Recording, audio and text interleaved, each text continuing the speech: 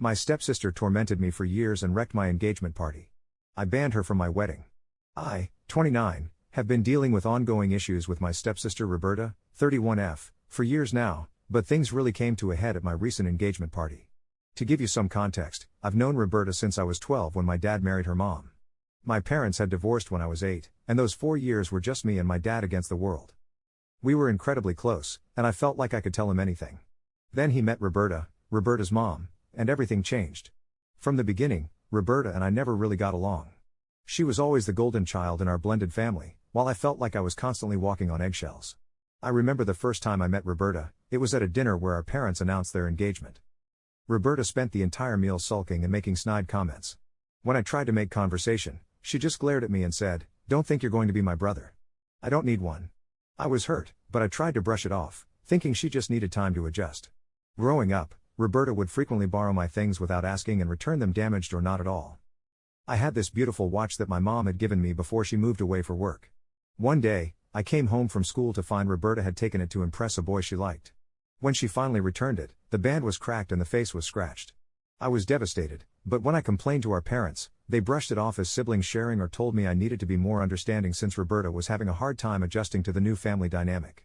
This pattern continued throughout our teenage years, with Roberta taking advantage of my belongings, my personal space, and even my friends. There was this one time when I was 15, and I had my first real crush on a girl named Alexandra. I confided in Roberta about it, thinking maybe we could bond over something. Instead, she used that information to humiliate me in front of the entire school, telling everyone embarrassing stories about me that she twisted to make me look bad. Alexandra never spoke to me again after that. I remember one particularly hurtful incident when I was 16. I had been saving up for months to buy tickets to see my favorite band, the Midnight Echoes, in concert. I worked extra shifts at my part-time job at the local ice cream shop, skipped lunches, and even sold some of my old clothes to save up enough money. The day before the show, I came home to find Roberta and her friends in my room, going through my stuff. They had found the tickets, and Roberta had decided to take them and go to the concert with her friends instead. When I told our parents, they scolded Roberta half-heartedly, but didn't make her give the tickets back. They told me I should have hidden them better and offered to buy me new ones for a different date, but, of course, it wasn't the same. The Midnight Echoes broke up a month later, and I never got to see them live. As we got older, Roberta's behavior didn't improve. After I moved out for college, I thought I'd finally have some space from her. But Roberta had a knack for inserting herself into my life at the worst moments. During my sophomore year, I was struggling with a particularly difficult course load and a part-time job. Roberta showed up unannounced at my dorm, claiming she was in the area. She lived 3 hours away and needed a place to crash. She ended up staying for a week, eating all my food, leaving a mess, and distracting me from my studies. I nearly failed 2 exams because of her visit. When I graduated and got my first apartment, Roberta would show up uninvited, eat all my food, and leave a mess. She'd ask to borrow money and never pay it back. One time, she borrowed my car for what she claimed was a job interview. I later found out she'd taken it on a road trip with her friends, returning it with a dented fender and empty gas tank. She'd make promises to help with things and then flake at the last minute. When I was moving to a new apartment, Roberta promised to help. I waited all day for her to show up, only to get a text at 9 p.m. saying she'd forgotten and gone to a party instead. I tried to maintain a cordial relationship for the sake of family harmony, but it was increasingly difficult. Every family gathering turned into the Roberta show, with our parents fawning over her latest achievements, which often turned out to be exaggerated or completely fabricated while my accomplishments were barely acknowledged. Fast forward to last weekend, my wonderful girlfriend, Andrea, 30F, proposed to me after 3 years together. We met at a charity run I had organized for the local animal shelter. Andrea was a volunteer, and we bonded over our love for dogs and our shared passion for community service.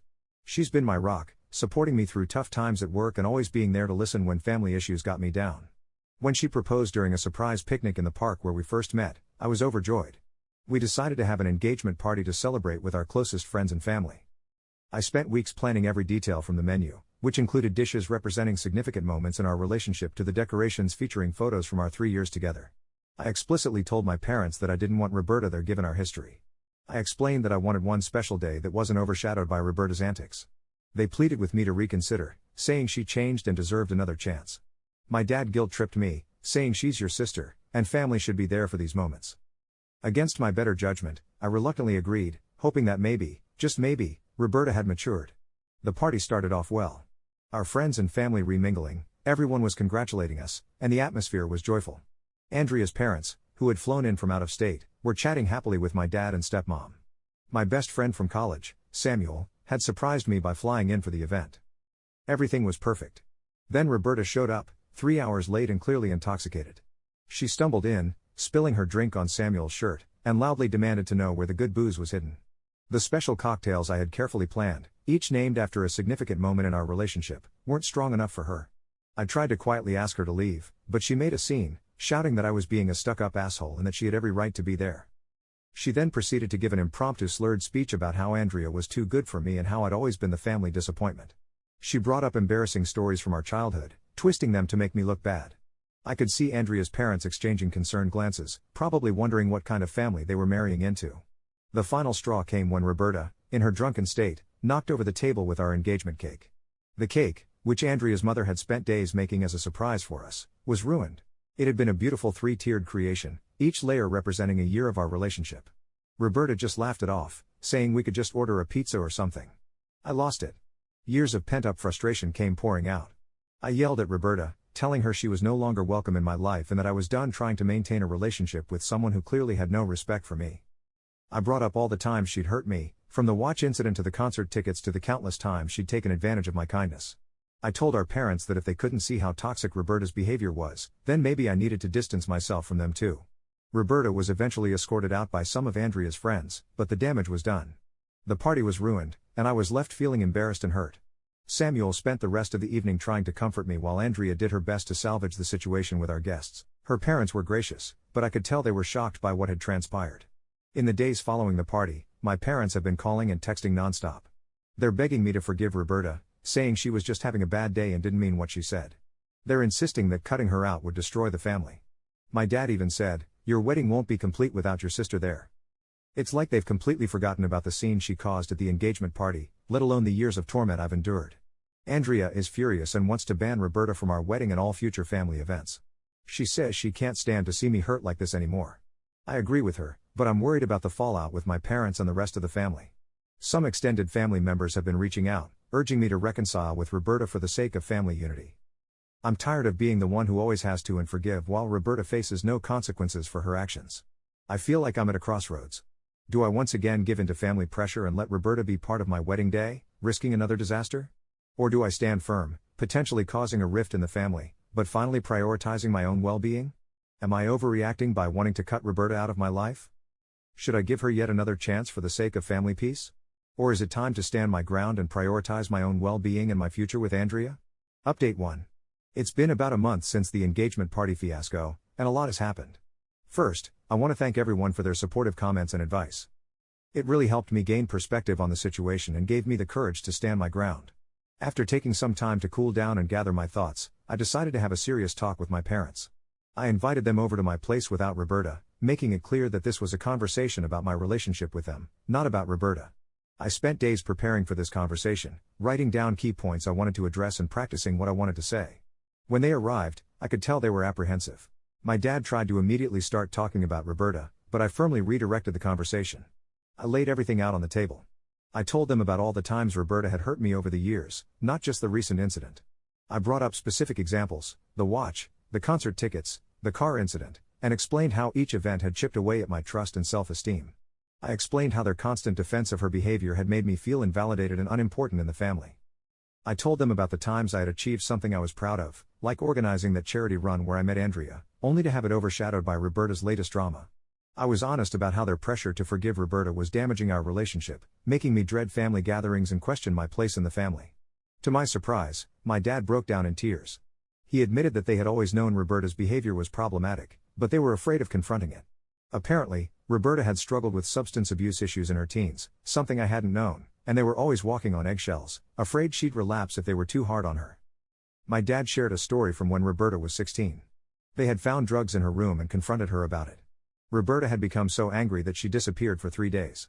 They were terrified, imagining all sorts of horrible scenarios. When she finally came home, they were so relieved that they promised themselves they'd do anything to keep her on track. This explained a lot about their permissive attitude towards Roberta, but it didn't excuse it. My stepmom was more defensive at first. She talked about how hard it had been to blend our families, how she had always tried to treat me like her own son. But as the conversation progressed, she started to see how their approach had backfired. She acknowledged that in trying to help Roberta, they had inadvertently hurt me. She admitted that she had often taken the easy route of giving in to Roberta rather than confronting the real issues.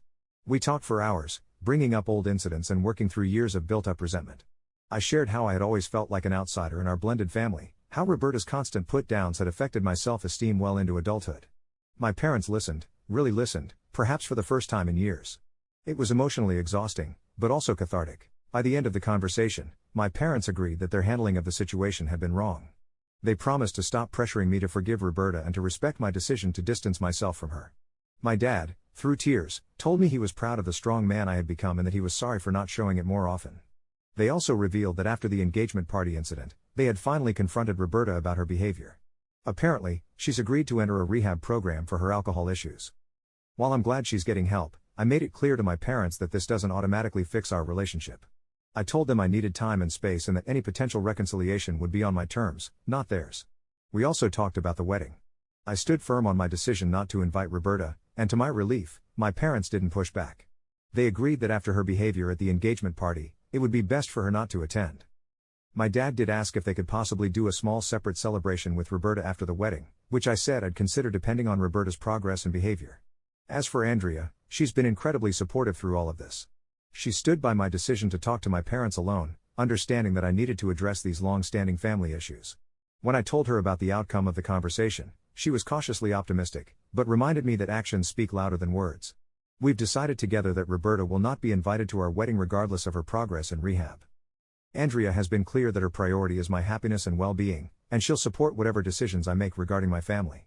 We've thrown ourselves into wedding planning, which has been a welcome distraction. We're focusing on creating a day that celebrates our love and the supportive community we've built around us. Andrea suggested that instead of a traditional brother-sister dance, which I had been dreading, we could do a special dance with Samuel, my best friend who's been more of a sibling to me than Roberta ever was. I feel like a weight has been lifted off my shoulders. For the first time in years, I feel heard and validated by my parents. There's still a long way to go, and I'm under no illusions that everything is magically fixed. But it feels like a step in the right direction. I'm focusing now on planning our wedding and building a life with Andrea. I'm also considering talking to a counselor to work through some of the lingering issues from my family dynamics. The conversation with my parents brought up a lot of old hurts, and I think it might be helpful to process those with a professional. Thank you all again for your support and advice. It really gave me the strength to have this difficult but necessary conversation with my parents. I'll update again if there are any significant developments. Update 2. It's been about 3 months since my last update, and I wanted to share some recent developments. First, the wedding planning is in full swing, and it's been a welcome distraction from the family drama. Andrea and I have settled on a date 6 months from now, and we're excited about creating a day that truly reflects us as a couple. We've decided on a garden ceremony followed by a reception at a beautiful old barn that we're decorating ourselves. It's a lot of work, but it's been fun to pour our energy into something positive. As for the situation with Roberta, things have been complicated. She completed her 30-day rehab program about a month ago. My parents, ecstatic about her progress, immediately started pushing for a family reconciliation. They called me, talking about how Roberta was a changed woman and how she wanted to make amends. I stood my ground, reminding them of our previous conversation and my need for space. Despite my wishes, Roberta reached out to me directly last week. She sent a long email apologizing for her behavior at the engagement party and acknowledging the years of hurt she'd caused. She talked about her struggles with alcohol and how rehab had opened her eyes to the pain she'd inflicted on others. She mentioned specific incidents, the watch, the concert tickets, the time she humiliated me in front of my crush, and took full responsibility for her actions. The email seemed heartfelt, but I couldn't help feeling skeptical given our history. In her email, Roberta also shared some of her own struggles that I hadn't known about. She talked about feeling pressured to live up to our stepmom's expectations and how she turned to alcohol to cope with feelings of inadequacy. She mentioned that she'd always been jealous of my accomplishments and the easy relationship I seemed to have with our dad. While this provided some context for her behavior, I reminded myself that it didn't excuse it. I shared the email with Andrea, and we had a long discussion about how to proceed. We agreed that while Roberta's efforts to change were commendable, 30 days of sobriety didn't erase years of hurt. We decided to respond with a polite but firm email acknowledging her apology, but maintaining our boundaries. In the email, I told Roberta that I appreciated her apology and was glad she was getting help. However, I also made it clear that I needed more time and that trust, once broken, takes a long time to rebuild. I reiterated that she would not be invited to the wedding as that decision was final. I explained that while I was open to the possibility of rebuilding our relationship in the future, it would need to happen slowly and on my terms. Roberta's response surprised me. Instead of the angry outburst I half expected, she wrote back saying she understood and respected our decision. She said she hoped that over time, She could prove through her actions that she had changed, but she wouldn't push for a relationship I wasn't ready for. She even offered to write a letter to Andrea apologizing for her behavior at the engagement party. This mature response has left me feeling conflicted. On one hand, it seems like Roberta might genuinely be trying to change. On the other, I can't forget the years of hurt and the disastrous engagement party. Andrea has been my rock through all of this, reminding me that it's okay to take things slow and prioritize my own well-being. My parents, predictably, are still pushing for a faster reconciliation. They've been hinting that excluding Roberta from the wedding is cruel and that I should reconsider. My dad even suggested that Roberta could attend just the ceremony, not the reception, as a compromise. I've had to firmly remind them several times of the boundaries we discussed. It's frustrating, but I'm standing my ground. In an attempt to shift their focus, I've been trying to involve my parents more in the wedding planning. I took my stepmom shopping for her outfit, and we had a nice day together. For a few hours, it felt like old times before all the family drama. My dad has been helping with some DIY projects for the reception decor. These moments have been nice, but there's still an underlying tension whenever Roberta's name comes up. In happier news, Andrea and I have decided to take a short trip next month, just the two of us. We both feel we need some time away from all the wedding planning and family drama. We're going to a small beach town where we had our first weekend getaway as a couple. We're looking forward to relaxing, reconnecting, and remembering why we're going through all this stress in the first place. Samuel, my best friend, has been an incredible support through all of this. He's taken on a lot of the wedding planning tasks, giving Andrea and me some breathing room. He's also been a great sounding board when I need to vent about family issues. I'm so grateful to have him in my life and even more certain of my decision to have him stand in place of Roberta for the sibling dance at the wedding. As the wedding gets closer, I'm trying to focus on the positive. Andrea and I are building a life together, surrounded by friends and family who truly support us. While the situation with Roberta is still unresolved, I'm proud of myself for maintaining boundaries and prioritizing my own well-being. As always, thank you all for your support and advice. It's been a challenging few months, but I feel stronger and more confident in my decisions. I'll update again after the wedding or if there are any major changes in the situation with Roberta. Update 3. It's been about 8 months since my last update, and a lot has happened. Andrea and I got married 2 months ago, and despite some family tension, it was a beautiful day filled with love and joy. In the lead up to the wedding, my parents finally seemed to accept that Roberta wouldn't be there. They stopped pushing the issue, which made our interactions much more pleasant. Roberta, true to her word, respected our decision and didn't try to contact us about the wedding. She did send a gift, a beautiful set of handmade pottery she'd apparently made herself as part of her therapy with a note congratulating us and wishing us well. The ceremony itself was perfect. The garden was in full bloom, and the weather cooperated beautifully. We kept it relatively small, with just our closest friends and family. Samuel, as my best man, gave a touching speech that had everyone in tears, happy ones, this time. The sibling dance with him was a highlight of the reception. There was a moment during the reception when I caught my dad looking a bit sad, and I knew he was thinking about Roberta's absence. But to his credit, he didn't bring it up and instead focused on celebrating with us. My stepmom seemed to be making a real effort to connect with Andrea's family, which I appreciated. After returning from our honeymoon, 2 weeks in Greece, which was amazing, I decided it was time to cautiously re-establish some contact with Roberta. I sent her a brief email thanking her for respecting our wishes about the wedding and asking how she was doing. Her response was positive, but not pushy. She shared that she was still sober and attending regular AA meetings. She also mentioned that she had started seeing a therapist to work on her underlying issues. Last month, Andrea and I agreed to meet Roberta for coffee. It was surprisingly okay. Roberta was sober, apologetic, and seemed genuinely interested in hearing about our lives without making it all about her. She brought up some specific incidents from our past and took full responsibility for her actions without making excuses. It was the first time I felt like she truly understood the impact of her behavior. We're taking things very slowly. We've agreed to occasional family dinners, but I've made it clear that rebuilding trust will take time.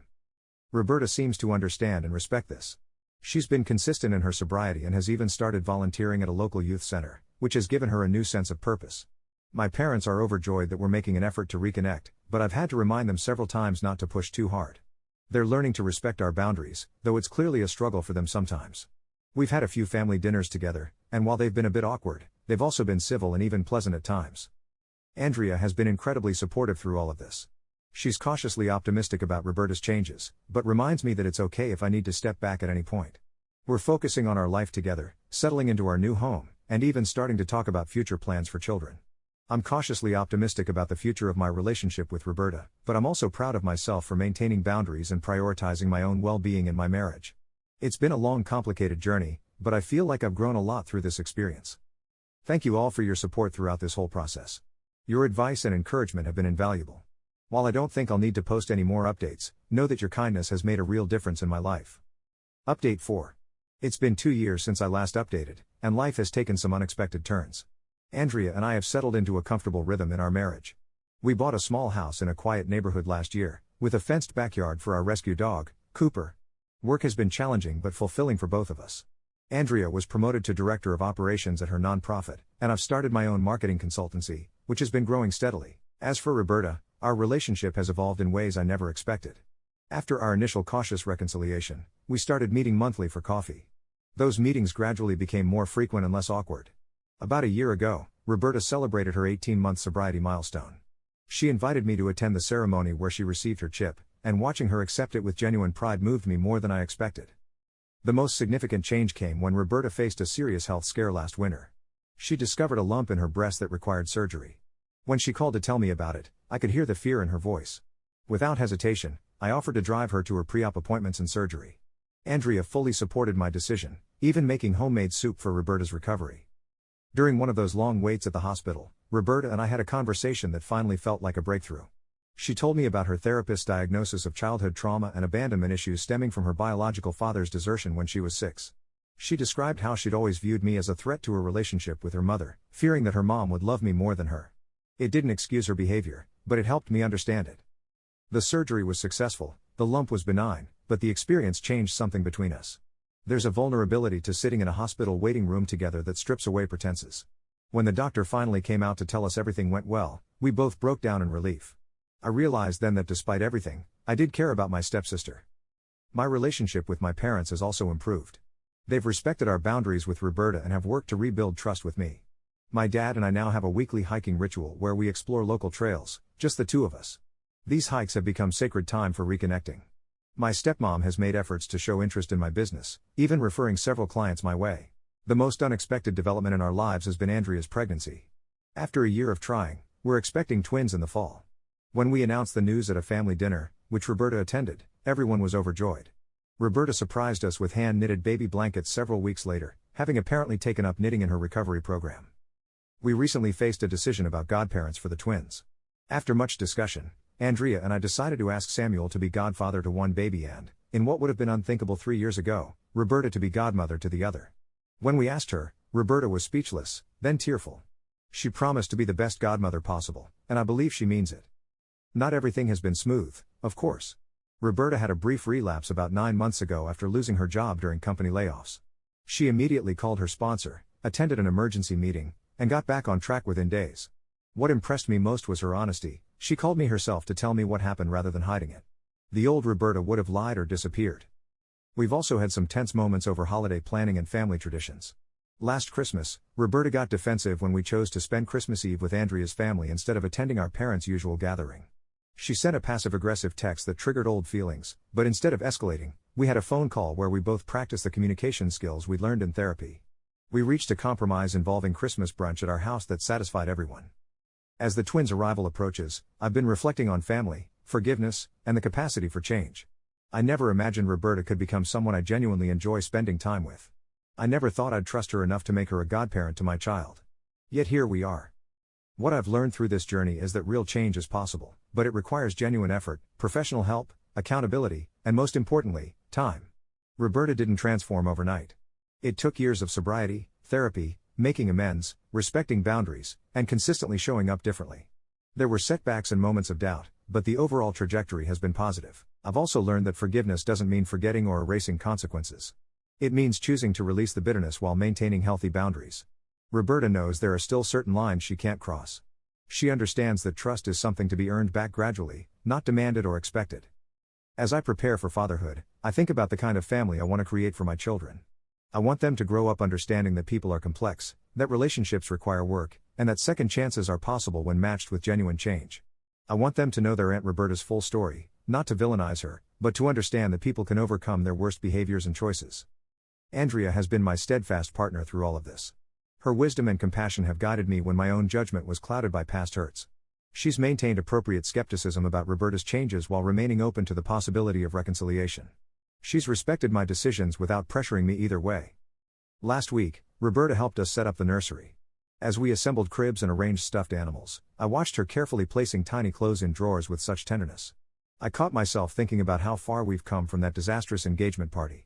The woman who once seemed determined to sabotage every important moment in my life was now helping to prepare for the most important one yet. I don't know what the future holds for our family. Parenthood will bring new challenges and stresses that could test our improved relationship.